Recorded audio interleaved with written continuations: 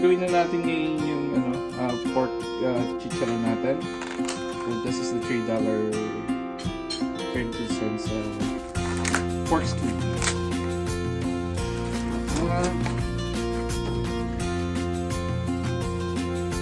Dapat niya. Okay. What we're gonna do is let's cut it. Cut natin siya.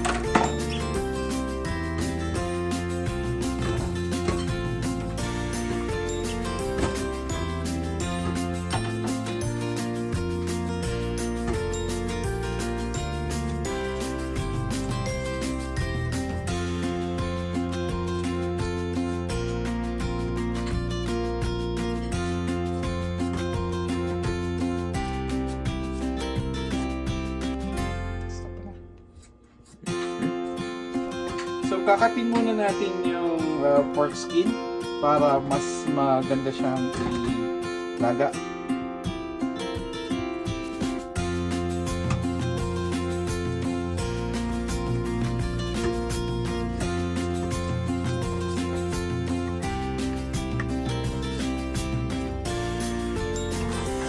Then ngayon, hugasan natin siya.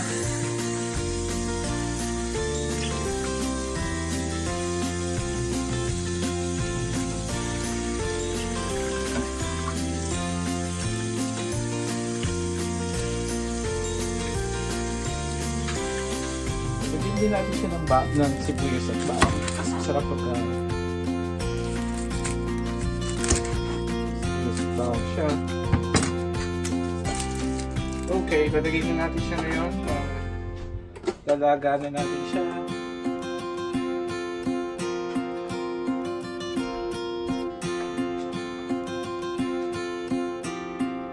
Lagyan natin ng sibuyas.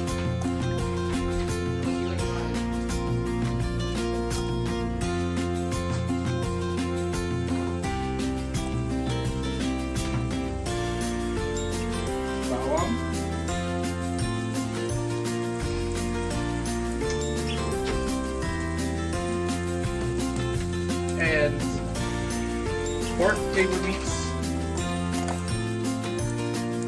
para magkalasa. So hindi ko muna siya lalagyan ng asin. Normally ang ginagawa ko after na mag-boil siya, saka ko lalagyan ng asin. So this is after 7 minutes, nag-boil na siya. Siguro mga 15 to 20 minutes pa, then ready na siya para hugasan. Normally, after boil, hinuhugasan ko siya ng malamig na tubig. Tapos, nilalagyan ng asin. Okay.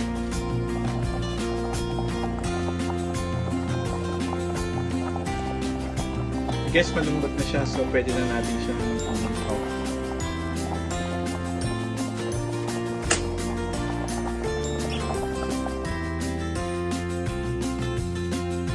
Okay, so now, gasan natin siya ng malamig na tubig.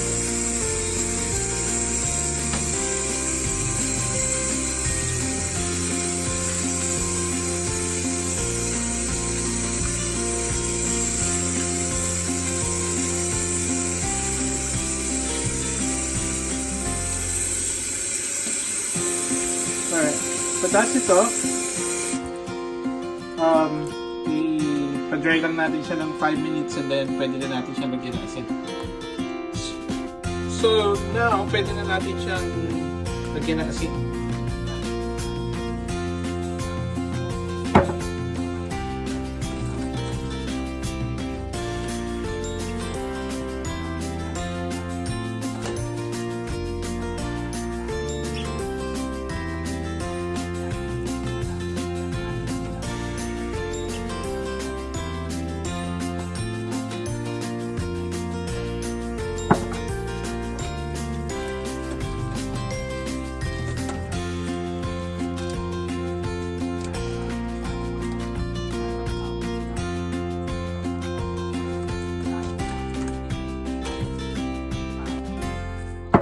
Tapos lagyan din natin siya ng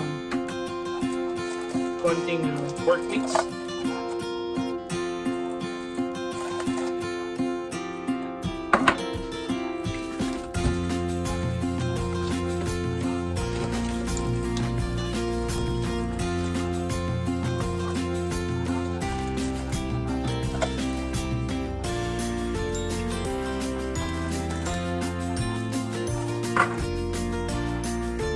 ilalagay na natin one by one yung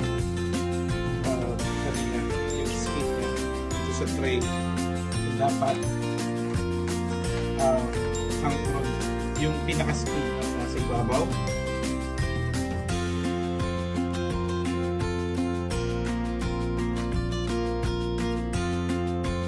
So, dapat ibibilad natin siya kung may araw.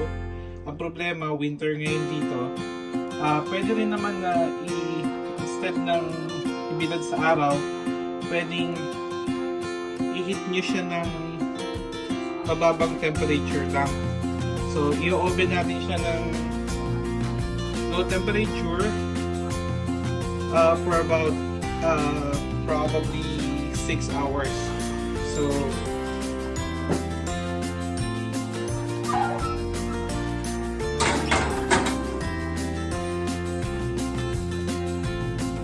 okay, so isasara na natin and then let's wait after 6 hours to open it. Check natin siya ngayon. By the way, hinati-hati ko na pala siya para mas madali na siya mamaya pag hinano at pinurito natin. So after 6 hours, ito na yung ating pork skin. Magre-ready na tayo ngayon ng kawali at mantika at i-prito na natin siya. So next step natin is magpainit ng kawali at ng mantika bago natin ilagay yung ating pork skin. So kalalagay ko lang ng mantika, mainit na yung kawali. Siguro mga 60 seconds. Then pwede na natin ito yung first batch ng pork skin. Okay, yan, mainit na yung mantika natin. So ilalagay na natin yung first batch ng pork skin natin.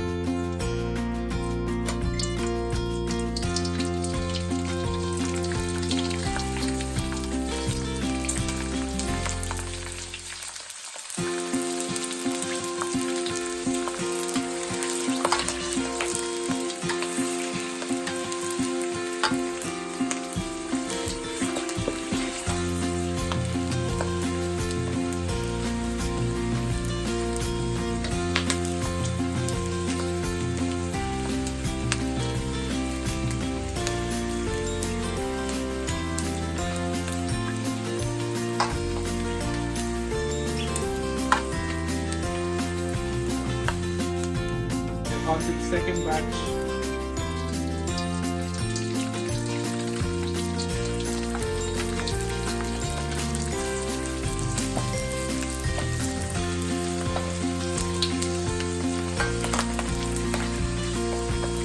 Careful kasi medyo tumatas. So pagka tumatalsik pa, so that means hindi pa masyadong fried yung yung pagkaka pagbabad yung pork skin nyo sa oven or sa araw. Pero okay na ito. Kita nyo naman. Bulak-bulak.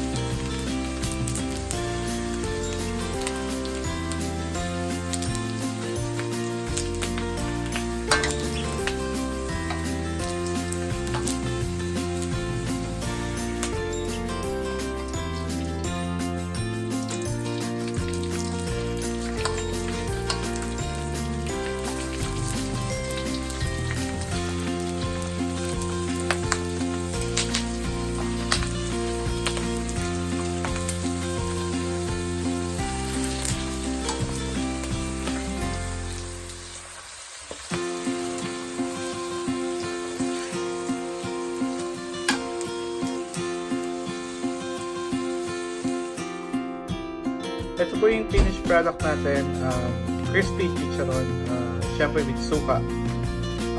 Masarap tong pang pamilya, pwede rin pulutan, pwede rin snack. So, ito po. Suka, crispy chicharon. Thank you for watching. Bye!